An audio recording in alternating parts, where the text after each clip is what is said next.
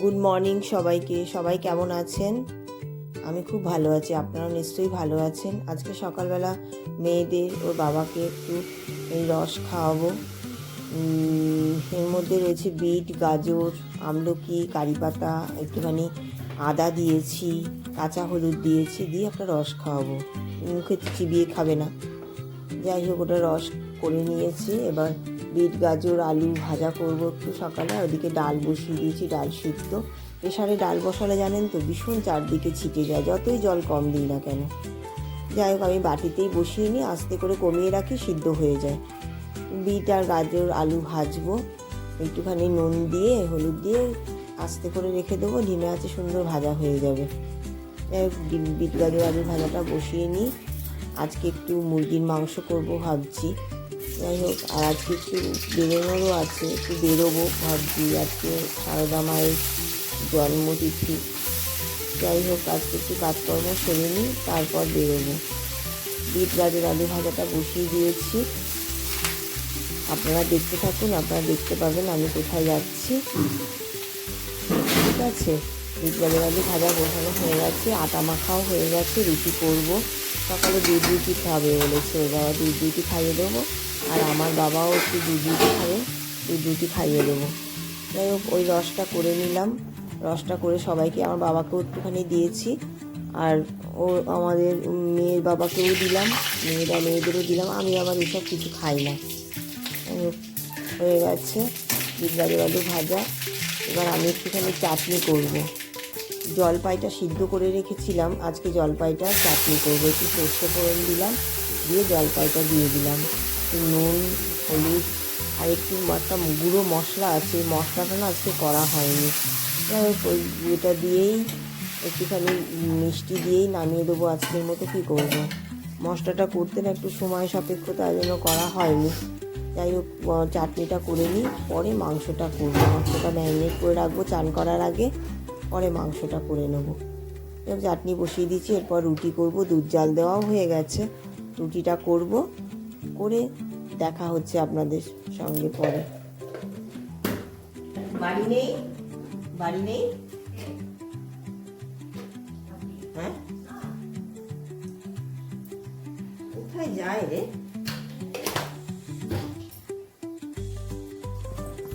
স্নান করে পুজো করে চলে এলাম। এবার আলুটা আগে ভেজে তুলে নেব, নিয়ে তারপরে আজকে একটু অন্যরকমভাবে করবো। আগে মশলা কষিয়ে নেব। এদিকে মাংসটাকে ম্যারিনেট করে রেখেছি ধুয়ে। আগে আলুটা ভেজে নিই, ভেজে তুলে তারপরে মশলাটা কষাবো, সব রকম মশলা দিয়ে কষিয়ে তারপরে মাংসটা দেব। আমি ভেবেছিলাম মাংসটা একটু ভেজে নেবো, তো ভাজিনি।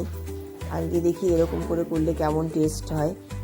যাই হোক, আলুটা একটু ভেজে নিই, নুন হলুদ দিলাম কড়াইতে, যাতে আলুটা ছিটকে না যায়, তেল ছিটকে না যায়। নুন হলুদ কড়াইতে তেলের মধ্যে দিয়ে তারপরে আলুটা ভাজা বসাবো। আলুটা একটু ভেজে নিয়ে তারপরে মাংসটা কষাবো। আর বেশি কিছু করবো না আজকে, এমনি মানে দেরি হয়ে গেছে। বৃহস্পতিবার তো, বৃহস্পতিবার পুজো করতে না একটু দেরিই হয়, তার ঘট বসাতে হয় মা লক্ষ্মীর।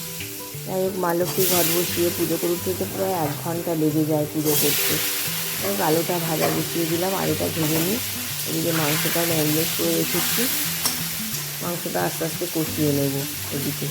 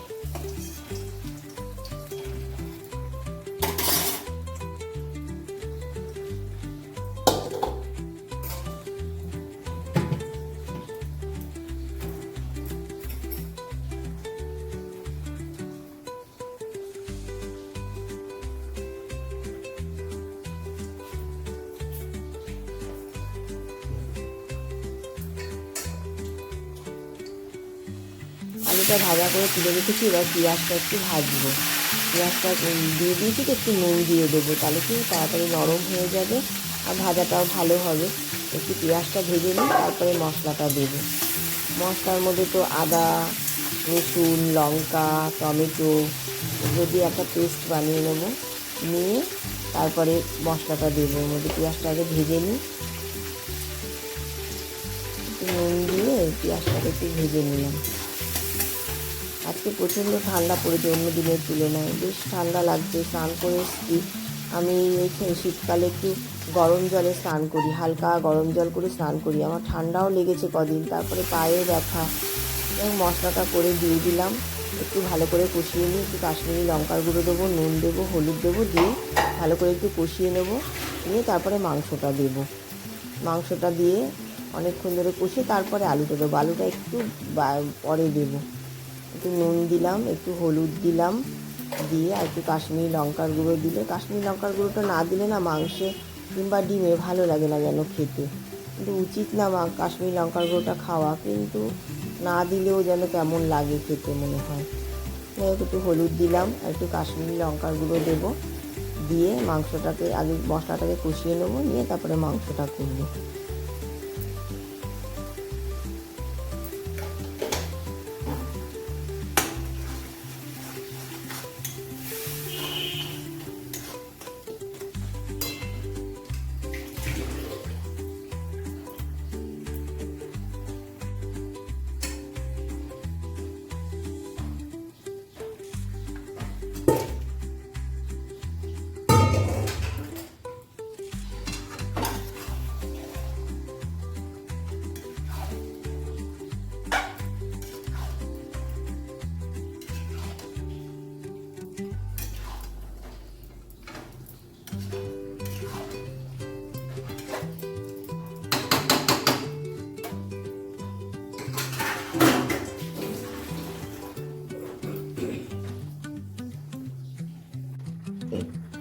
মাংসটাকে দিয়ে দিয়েছি, ম্যারিনেট করা মাংস। ওদিকে আর একটু মাংস তুলে রেখেছিলাম স্টু করব বলে।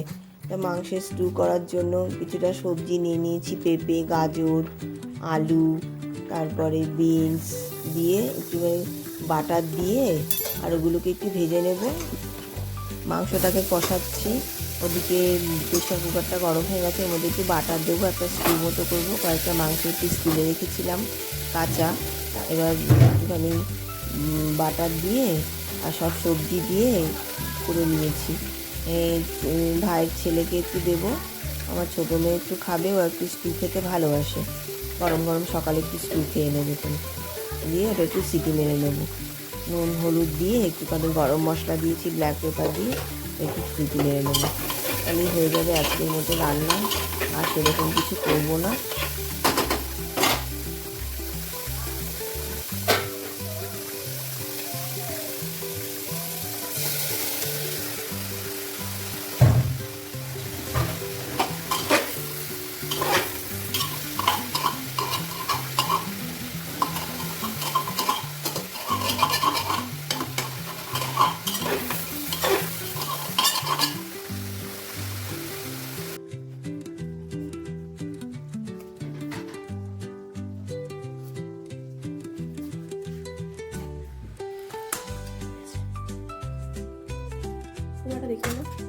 আজকের মতো রান্না মোটামুটি সব হয়ে গেছে। দুপুরবেলা খেয়ে দিয়ে খাওয়া দাওয়া করে একটু বেরোবো, দেখাবো আপনাদের কি কোথায় যাচ্ছি। যাই হোক, আজকের ভিডিওটি কেমন লাগলো কমেন্টে জানাবেন। ভালো লাগলে লাইক করবেন, আমাকে ফলো করবেন। সবাই ভালো থাকবেন। আজকের মতো এটুকুই, দেখা হচ্ছে পরের ব্লগে।